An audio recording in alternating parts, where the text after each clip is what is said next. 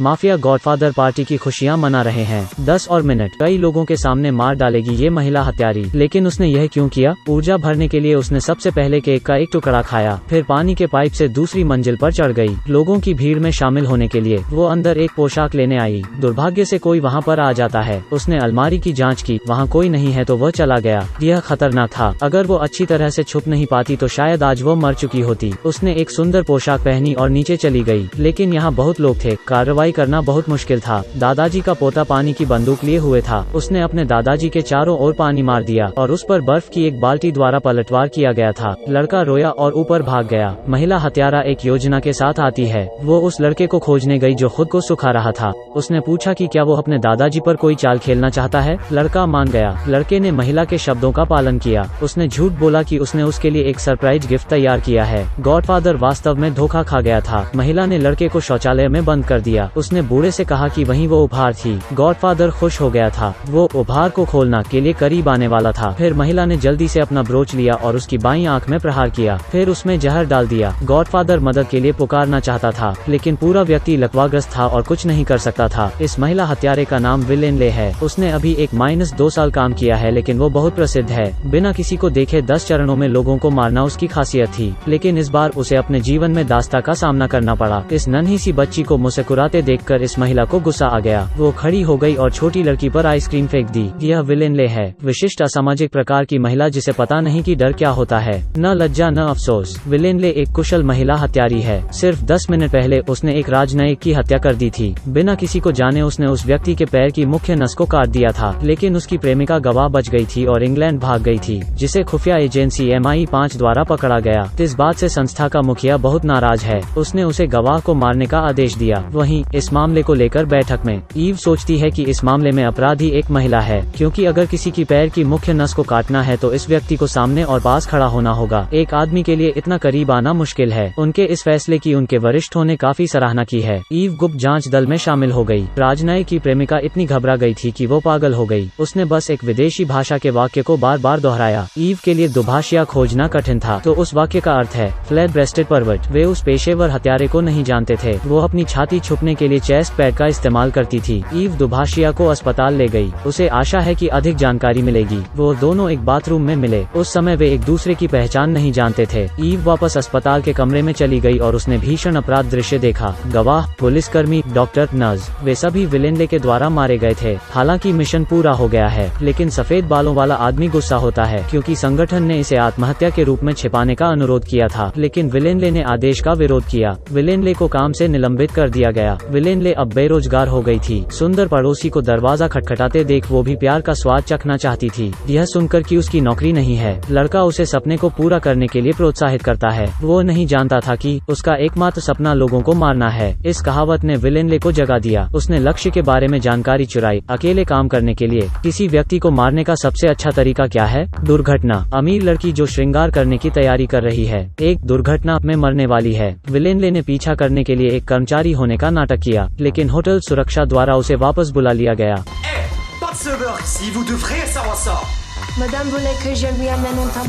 उसकी कार्य योजना बिल्कुल सही थी। शिकार को भागने में असमर्थ बनाए। विलेन ने उसके द्वारा बनाए गए इत्र को उसे देना चाहा, लेकिन उसे ठुकरा दिया गया। बेशक उसने इसकी पहले से भविष्यवाणी की थी। उसने उसका एक खास विवरण किया।